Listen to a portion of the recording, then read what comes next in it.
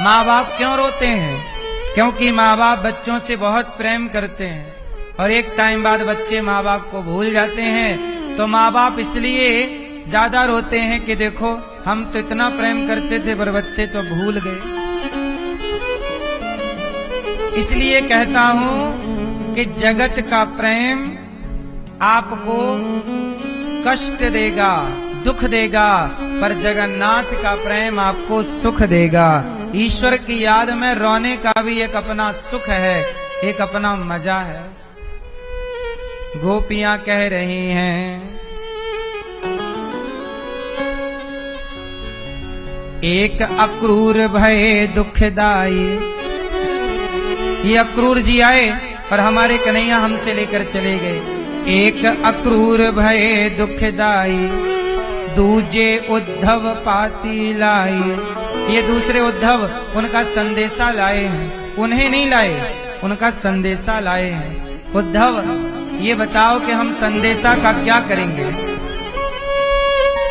हमें संदेशा ना चाहिए, हमें कृष्ण चाहिए।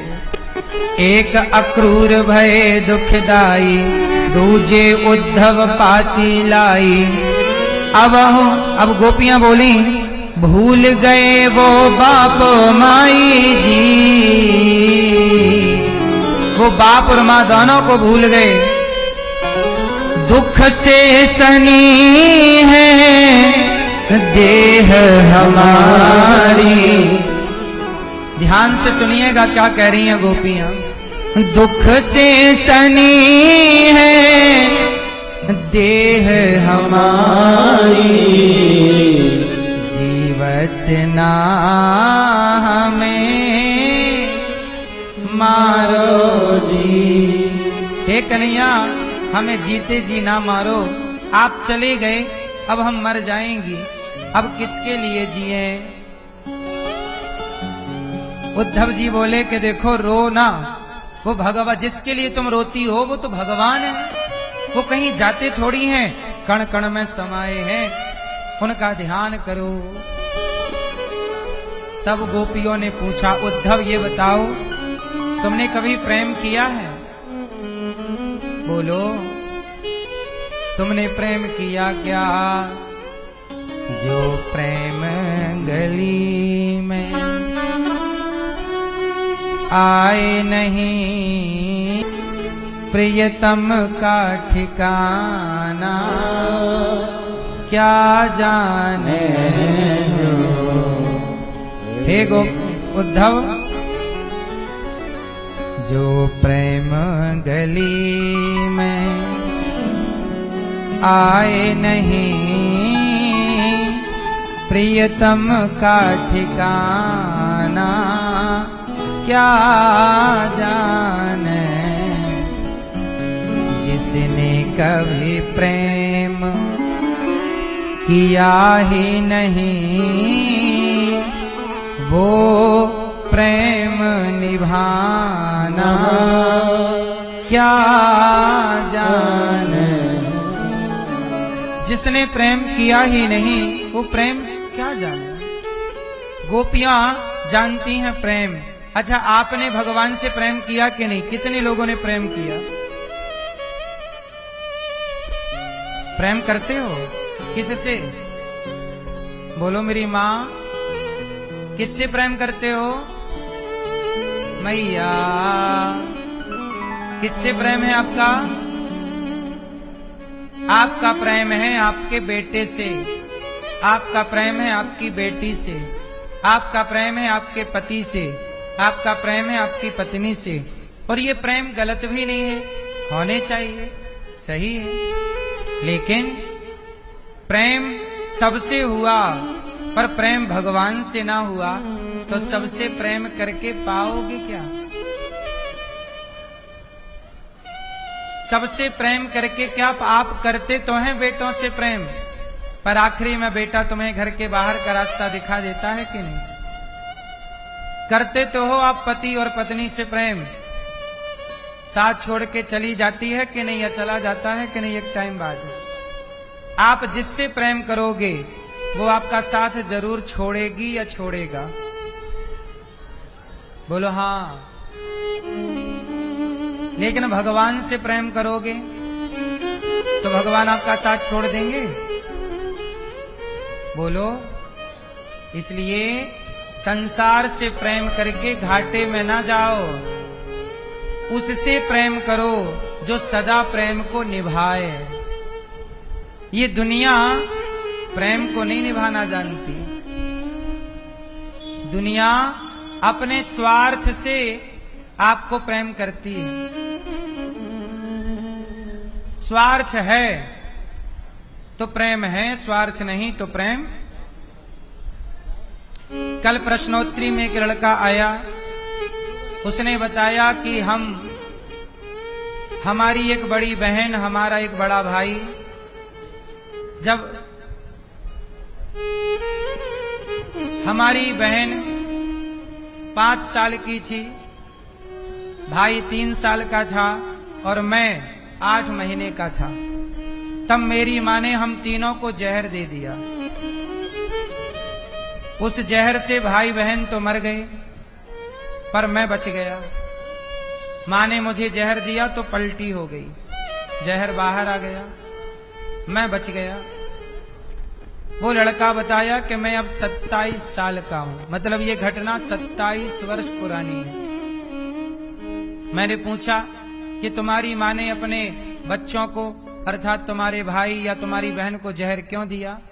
तब उसने बताया कि मेरी मां किसी और पुरुष के संग रहना चाहती थी।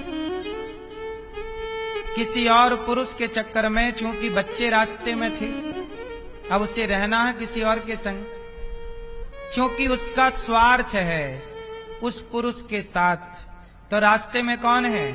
बच्चे। तो क्या किया? रास्ते के बच्चों को जहर देके हटा दिया। कौन किया? किसने किया ये सब? मां ने। किसने किया ये सब? मां ने। हम लोग यही सुनते आए हैं कि माता कभी कुमाता नहीं हो सकती। पूत कपूत सुने हैं पर ना माता सुनी कुमाता।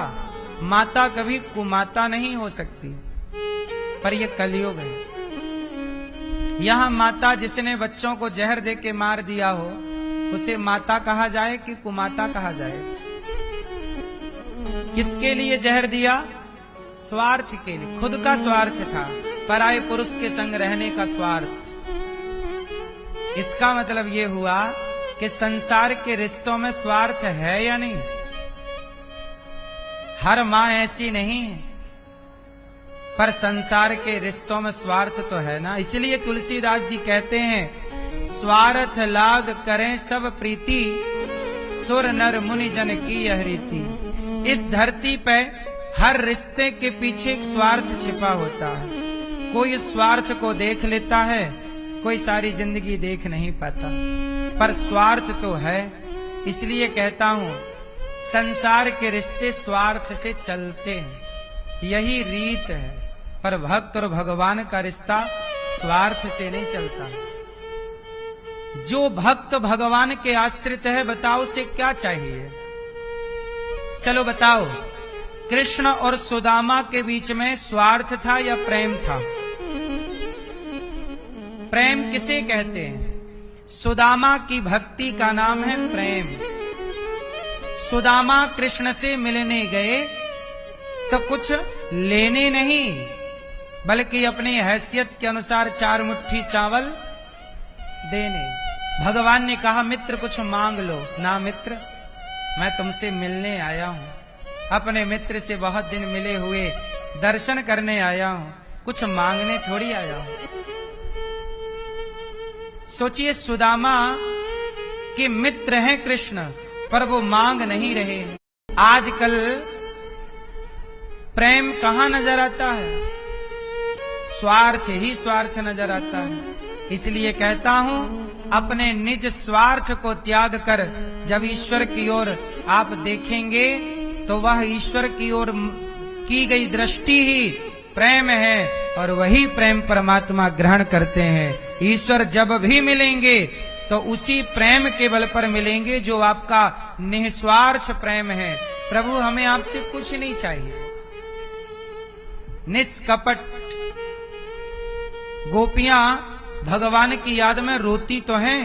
पूछा गया चाहिए क्या कृष्ण से? अच्छा, गोपियां रोती हैं कि नहीं कृष्ण के लिए? तो क्या चाहती हैं गोपियां? उत्तर दो। कृष्ण से चाहती हैं या कृष्ण को चाहती हैं? बोलो बोलो। मैया भगवान से चाहती हैं या भगवान को चाहती हैं?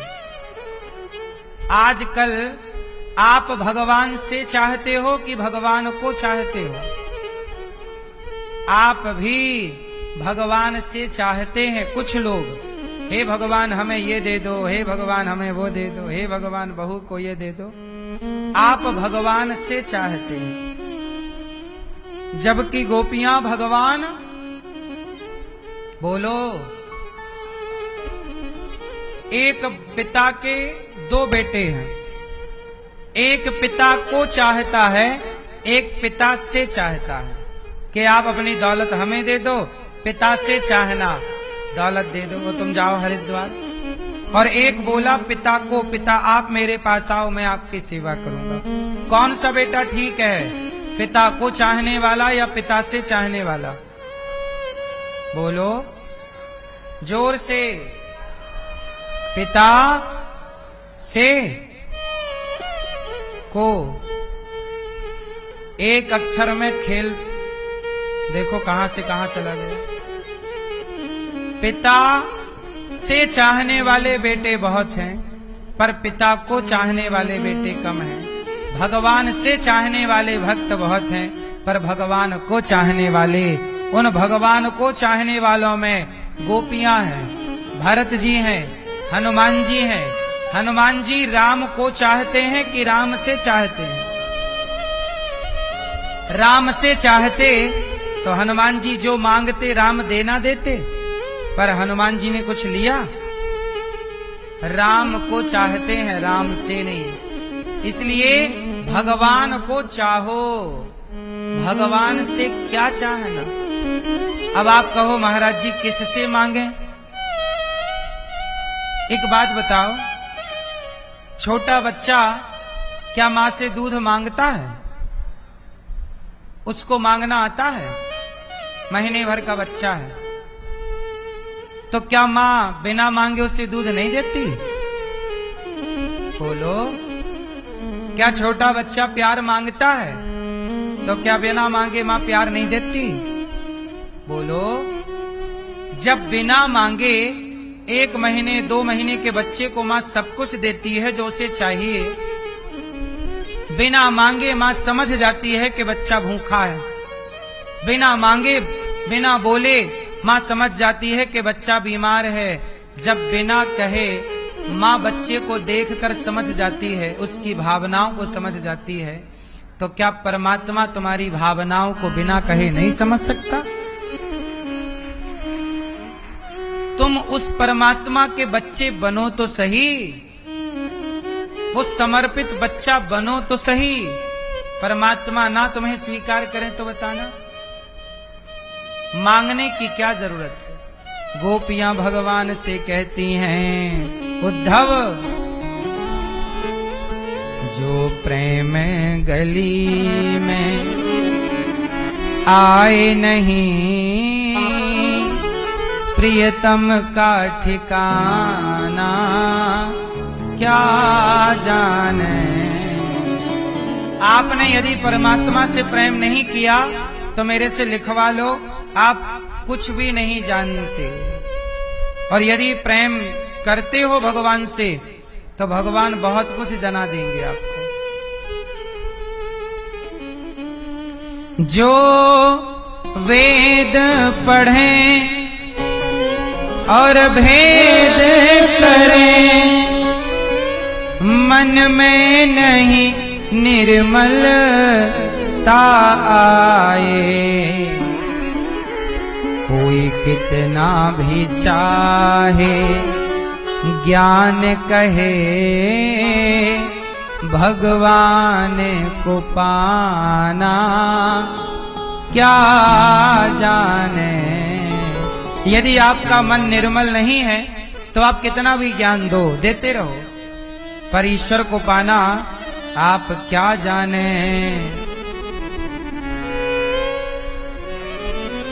ये दुनिया गोरख धंधा है, सब जग माया में अंधा है। ये दुनिया गोरख धंधा है, सब जग माया में अंधा है। जिस अंधे ने प्रभु को देखा ही नहीं, वो रूप बताना क्या जाने। जिस अंधे ने ईश्वर को देखा नहीं वो क्या जाने। सुनो, जिस दिल में न पैदा दर्द हुआ, वो पीर पराई क्या जाने। जिस दिल में न पैदा दर्द हुआ, वो पीर पराई क्या जाने। मीरा है दीवानी मोहन की, मीरा है दीवानी मोहन की, संसार दीवाना क्या जाने। जो प्रेम गली में, उद्धव समझा रहे हैं। गोपियां बोली, उद्धव जी हमारे कृष्ण ने हमारे लिए क्या भेजा है। एक पत्र दे दिया। गोपियों ने पत्र छीना और टुकड़े टुकड़े कर लिए। एक टुकड़ा इस सखी ने, एक टुकड़ा इस सखी ने, कई टुकड़े करके गोपियों ने पत्र को, कोई माथे से लगा रही है, कोई नेत्रों से लगा रही है, कोई उस पत्र को चूम रही है। उद्धव जी बोले, सखी कम से कम पढ़ तो लिया होता कि पत्र में कृष्ण ने तुम्हारे लिए क्या भेजा है लिख कर। गोपियां बोली, हम कृष्ण को पढ़ते हैं, कृष्ण की भावना को हमने पढ़ लिया, उसके पत्र को पढ़ने की जरूरत नहीं। हमें पता है कि उसने क्या लिखा होगा। पर उद्धव तुम्हारा कन्हैया बड़ा निष्ठुर है, निर्दयी है। तुम्हें भेज दिया पर खुद नहीं आया। आओ हम तुम्हें कन्हैया की गैया से मिलाते हैं। कन्हैया की एक गैया है, नाम है गंगी। जब से कृष्ण गए हैं वो जंगल नहीं जाती चरने के लिए, बस आंखों से आंसू बहाती रहती है। ये वही गाय है जिसके थनों पे मुंह लगाकर कन्हैया दूध पिया करते थे बछड़े की तरह। आज भगवान की याद में ये गंगी बस इंतजार करती है, आएंगे आएंगे। उद्धव तुम ज्ञानी हो, तुम नहीं जानते कि प्रेम क्या है। प्रेम बताया नहीं जा सकता ना मेरी मां। अब सोचिए वो गाय इंतजार कर रही है, थोड़ा सा पानी पी लेती है, थोड़ा सा चारा इसलिए खा लेती है कि यशोदा मैया उसके कान में कहती हैं, हरी गंगी यदि तू खाएगी नहीं और मर गई और कन्हैया आएंगे कहेंगे हमें गंगी का दूध पीना है, तू तो मर चुकी होगी भूखी प्यासी, फिर कैसे तू दूध पिलाएगी कन्हैया को।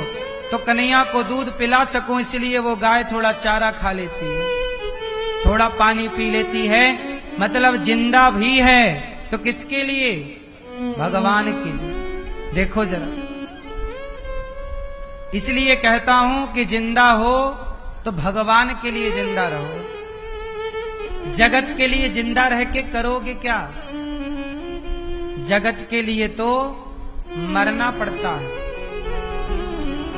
जगत के लोगों को आपकी अच्छाई तब दिखती है जब आप मर जाते हैं। इसलिए मरने के बाद दुनिया तारीफ करती है। हर मरे हुए आदमी की तारीफ करने वाले होते हैं, मरे हुए की कोई निंदा नहीं करता। लेकिन आप जब तक जिंदा हैं, आपके सैकड़ों निंदक मिल जाएंगे। कहने का अर्थ ये हुआ कि संसार के लोग तो केवल आपकी बुराइयां देखते हैं, लेकिन भगवान ऐसे हैं कि वो जीते जी आपसे प्रेम करते हैं। गोपियां उद्धव जी से कह रही हैं, उद्धव देखो मैया यशोदा की हालत देखो, जब से गए हैं ना ये मैया ने चूल्हा नहीं जलाया। कोई भी दरवाजे पे आए तो मैया यशोदा को लगता है कृष्ण आ गए, मेरा कन्हैया आ गया, कन्हैया आ गया, कन्हैया कन्हैया कह के पागलों की तरह मैया दौड़ती रहती। अब उद्धव ये बताओ, तुम्हारे ज्ञान में इस प्रेम का कोई इलाज होए तो तुम इलाज कर दो। उद्धव जी चुप हो गए। ज्ञान के आगे, प्रेम के आगे ज्ञान नतमस्तक हो जाता है। ज्ञान प्रेम के आगे फीका है। ठीक है, प्रेम शब्दों से परे है, भावनाओं से समझा जा सकता है। उद्धव जी आए तो बड़े ज्ञानी बनकर, पर गोपियों के प्रेम ने उद्धव को प्रेमी बना दिया। जब श्री राधा रानी का दर्शन उद्धव जी ने किया तो राधा के चरणों में जाकर गिर पड़े। हे माँ, हमें अपना प्रेम दे दो। हमने ज्ञान खूब पाया, पर भगवान की याद में आपसे रोना सीखा, आपसे प्रेम सीखा। इसलिए आप लोगों से बस आखिरी बात प्रेम की ये कह दूं कि भगवान की पूजा नारियल चढ़ाने से नहीं होती, मिठाई चढ़ाने से नहीं होती। भगवान की पूजा तुलसी और बिल्वपत्र चढ़ाने से नहीं होती, सोना चांदी रुपया पैसा चढ़ाने से नहीं होती। भगवान की पूजा सच्चा प्रेम, भगवान से इतना प्रेम करो। आप घर के लोगों से प्रेम करते हो, बेटा से, बेटी से, परिवार से। भगवान से इतना प्रेम करो, इतना प्रेम करो कि बेटा बेटी का प्रेम फीका हो जाए भगवान के प्रेम के आगे। पर अभी तो बेटा बेटी से इतना प्रेम है कि भगवान का प्रेम फीका हुआ पड़ा है। थोड़ा सा बदलाव की जरूरत है। भगवान आपसे क्या चाहते हैं? राम ही केवल प्रेम प्यारा। मुझे क्या चाहिए? छोटे से बच्चे को क्या चाहिए? बोलो।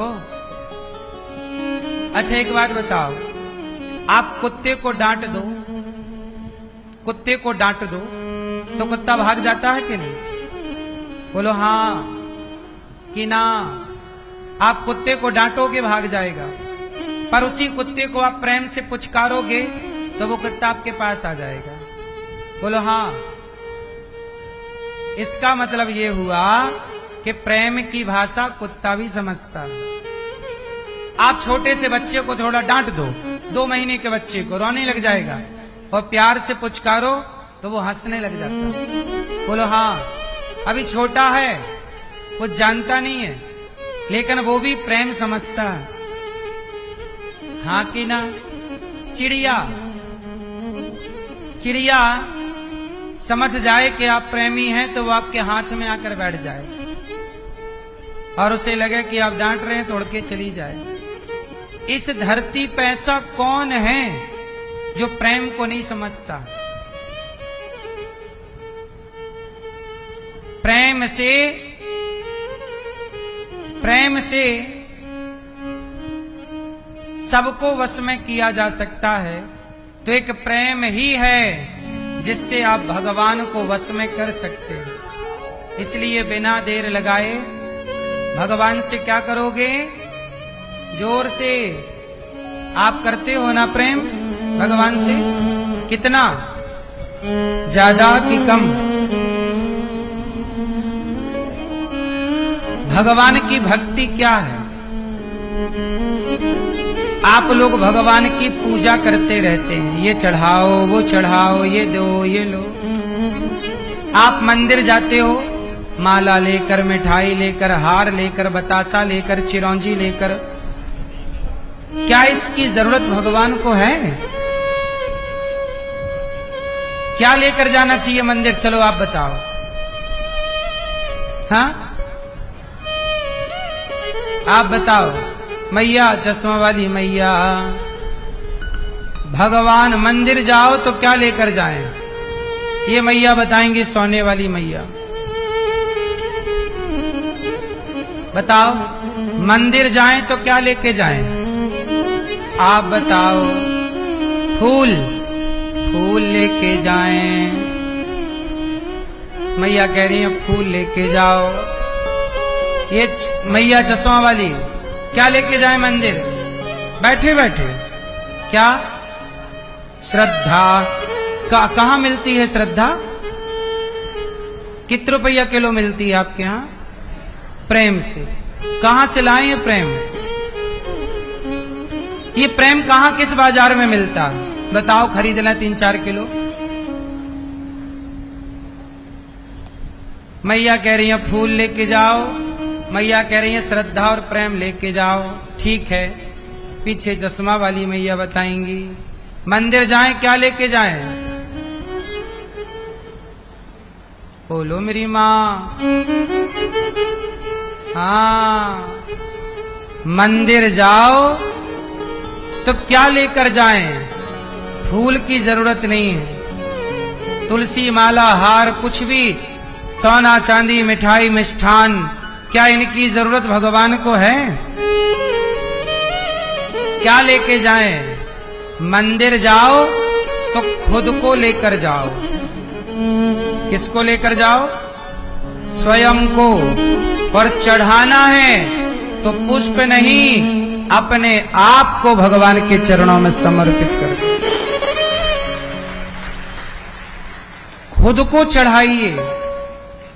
आपकी पत्नी अपने आप को तो समर्पित करती है ना आपके चरणों में, तब ना रिश्ता बनता है। यदि पति समर्पण ना करे पत्नी में, खुद को ना समर्पित करे, पति कहे पैसा ले, सोना ले, चांदी ले, सब तू ले ले मेरा, पर मैं अपने को तुझे ना दूंगा, मैं अपने को तो पड़ोसन के हवाले करूंगा, तो पत्नी खुश रहेगी? एक बेटा यदि अपने आप को पिता के हवाले कर देता है तो रिश्ता कच्चा हो जाता है कि पक्का हो जाता है? सामान्य रिश्तों में समर्पण चाहिए। आप अपने पत्नी से वस्तुएं चाहते हैं या पत्नी को समर्पण भाव से चाहते हैं? पति को। अब आप लोग क्या करते हैं? पूजा करते हैं भगवान की और समर्पण करते हैं संसार में। अब आप अपनी पत्नी की पूजा करो, माला चढ़ाओ, मिठाई चढ़ाओ, आरती उतारो, जय पत्नी देवी, आरती उतारो, परिक्रमा लगाओ पत्नी की, मिठाई चढ़ाओ, थोड़ा पैसा चढ़ा दो पत्नी के चरणों में, और सब चढ़ा के और आप समर्पण करें, प्रेम करें किसी और से, तो आपकी पत्नी खुश रहेगी? पति का क्या चाहिए? समर्पण भाव। पुत्र का क्या चाहिए? ऐसे ही भगवान गीता में यही तो कहते हैं कि सर्वधर्मान परित्यज्य मामेकं शरणं व्रज। भगवान अर्जुन से कहते हैं, अर्जुन तेरा कुछ नहीं चाहिए मुझे, तू अपना धनुष बाण तू रख, सोना चांदी तू रख, क्या चाहिए? भगवान को पैसे क्या दोगे? लंका का राज्य भगवान ने चुटकी में विभीषण को दे दिया कि नहीं? लंका सोने की थी और सोने की लंका राम ने अपने भक्त को दे दी। वो विभीषण अब उस पूरी लंका में भला कितना सोना राम को देगा? बोलो। जो जो आपको सोने की लंका देते हो, जो भगवान आपको अनमोल शरीर देते हो, अब आप बताओ कि आपके शरीर से अनमोल सोना है? बोलो, आपके स्वास्थ्य से, प्राणों से क्या मूल्यवान सोना हीरा है? वो अनमोल शरीर किसने दिया आपको? भगवान ने। और आप भगवान को क्या दे रहे हैं? एक फूल। इससे क्या होगा? चढ़ाना है। सुदामा ने अपने को समर्पित कर दिया, प्रभु मैं आपका हूं। मीरा ने अपने को, प्रभु मैं आपकी हूं। चैतन्य महाप्रभु ने अपने को, प्रभु मैं आपका हूं। अरे जब सबने अपने आप को भगवान के हवाले किया, तो आप इतनी देर क्यों लगा रहे हैं अपने आप को भगवान के चरणों में सौंपने में? आप वस्तुएं देते हैं, ये भगवान ये ले लो, पैसा ले लो, हीरा ले लो, सोना ले लो, मिठाई ले लो, तुलसी ले लो, बिल्व पत्र ले लो। आप खुद को कब दोगी मैया? खुद को कब सौंपोगी? तुम्हें सौंपता हूँ अमानत तुम्हारी, कृपा की न होती जो आदत तुम्हारी। उद्धव जैसे परम ज्ञानी वापस आए, भगवान ने अपने हृदय में ब्रजमंडल का दर्शन कराया, उद्धव जी के ज्ञान का घमंड चूर हुआ। तो आज से कितने लोग अपने को भगवान के चरणों में समर्पित करेंगे? क्या करेंगे? स्वयं को, प्रभु हम आपके हैं। जब आप भगवान के हो जाओगे, तो आपका पूरा बगीचा भगवान का हो जाएगा। अब आप क्या करते हो? बगीचे का एक पुष्प तोड़ के भगवान को देते हो। एक पुष्प से क्या होगा?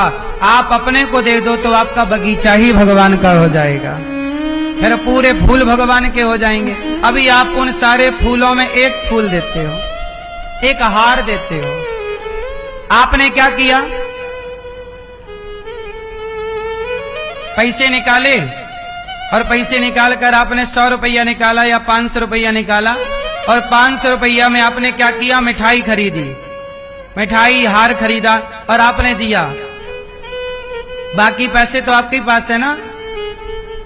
लेकिन जिस दिन आप अपने आप को समर्पित कर दोगे, तो आपका पूरा माल खजाना सब भगवान का हो जाएगा कि नहीं? समर्पण।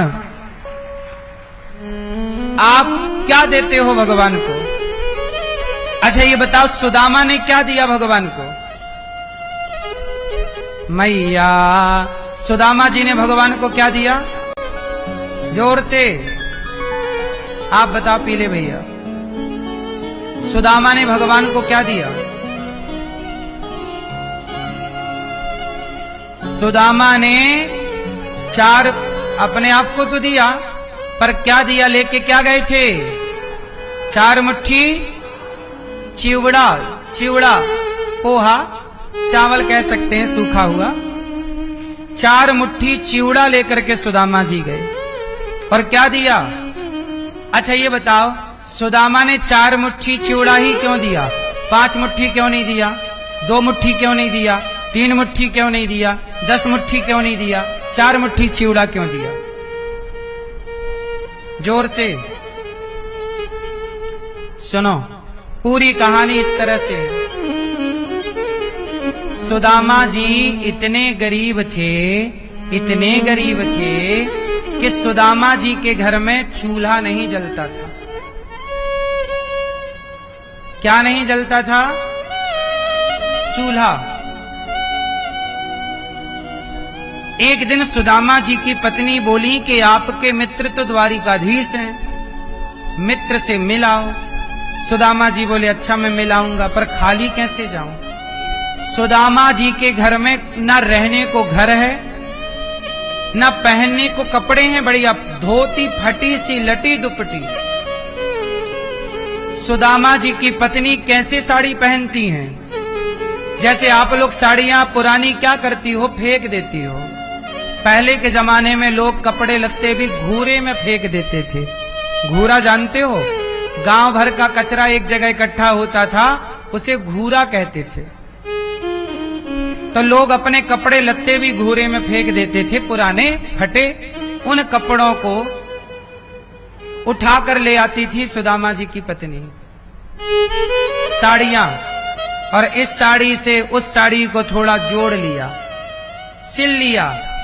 ऐसी साड़ी, ऐसे कपड़े पहनकर सुदामा जी की पत्नी गुजर कर, ना रहने को झोपड़ी, ना खाने को रोटी, ना पहनने को वस्त्र। रोटी, कपड़ा, मकान तीनों नहीं था सुदामा जी के पास।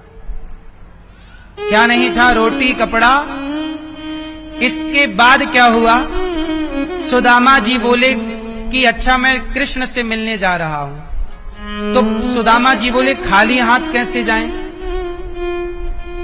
तो पत्नी बोली आप खाली हाथ मत जाओ, मैं 4 मुट्ठी चावल मैं कुछ उधार मांग कर लाती हूं। पड़ोसन के पास गई, बहन मेरे पति द्वारिका जा रहे हैं कृष्ण से मिलने, पर हमारे घर में अन्न का एक दाना नहीं है। पति कह रहे हैं कि मित्र के पास खाली नहीं जाना चाहिए,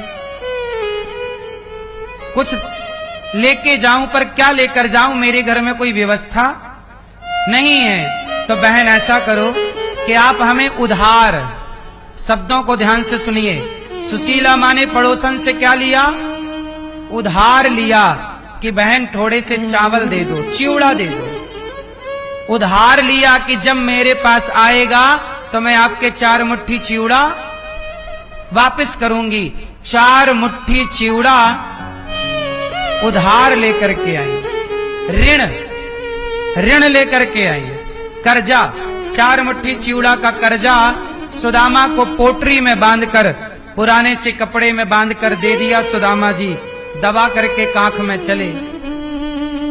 जब कृष्ण के पास सुदामा जी पहुंचे तो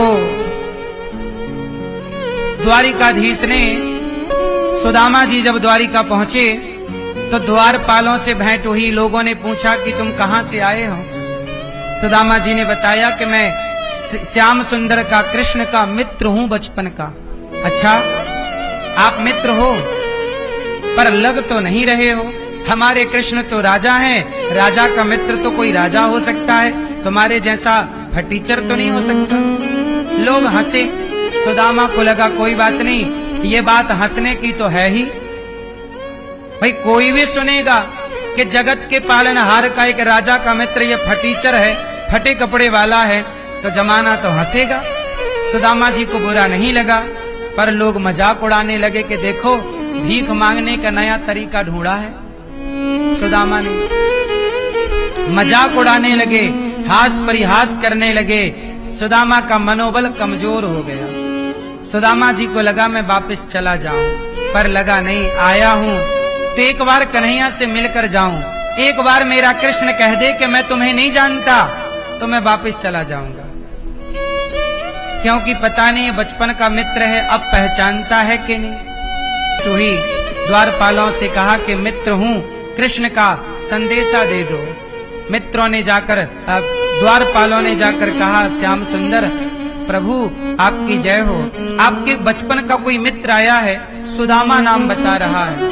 जैसी कानों में नाम पड़ा सुदामा, जगत के पालनहार, जिनकी सेवा में ब्रह्मा और इंद्र जैसे लोग खड़े रहते हाथ जोड़े, वो भगवान सुदामा के लिए सिंहासन छोड़कर दौड़ पड़े। सुदामा, सुदामा, मित्र सुदामा। सुदामा के पास पहुंचे। सुदामा को बड़ी देर हो गई। सुदामा को लगा अभी तक तो कृष्ण आए नहीं, शायद पहचानने से इनकार कर दिया होगा। वापस जाने लगे, कानों में शब्द सुनाई पड़ा सुदामा। पलट कर देखा सुदामा ने, वही घुंघराले से बाल, वही सुंदर सी छवि। दौड़ पड़े श्री कृष्ण की ओर सुदामा, और श्री कृष्ण दौड़ पड़े सुदामा की ओर। सुदामा के हाथ की लाठी गिर गई, कन्हैया का दुपट्टा गिर गया, और दोनों ने एक दूसरे को गले से लगाया, हृदय में लगा लिया, हृदय से भर लिया। अपने हृदय में भगवान श्री कृष्ण ने सुदामा जी गले लगा लिया, आलिंगन किया। मित्र, सुदामा बोले मित्र बड़ी देर कर दी। कन्हैया ने कहा मित्र देर मैंने नहीं, देर आपने कर दी द्वारिका आने में। कोई इतनी देर करता है अपने मित्र से मिलने के लिए? सुदामा रोने लगे। कन्हैया, भगवान बोले क्यों रो रहे हो मित्र? सुदामा बोले कन्हैया तू बचपन का कन्हैया है, मेरा बचपन का यार मित्र है, पर तू इतना बड़ा हो गया, इतना बड़ा आदमी हो गया, इतना पैसे वाला हो गया, लेकिन तू बदला नहीं। तूने मुझ जैसे भिखारी को भी सारे संसार के बीच में तूने गले से लगाकर मेरा सम्मान बढ़ा दिया। मित्र, तूने मुझे अमीर बना दिया अपने गले से लगाकर, तूने मेरा मूल्य बढ़ा दिया। सोचिए, वो भीख मांगने वाले सुदामा को कौन जानता था, लेकिन भगवान ने गले लगाकर अमर कर दिया ना सुदामा को। दुनिया के गले लगते तो कौन अमर होता है, इसलिए कहता हूं जगत के गले लग के क्या पाओगे, लगना है तो जगन्नाथ के गले लगो।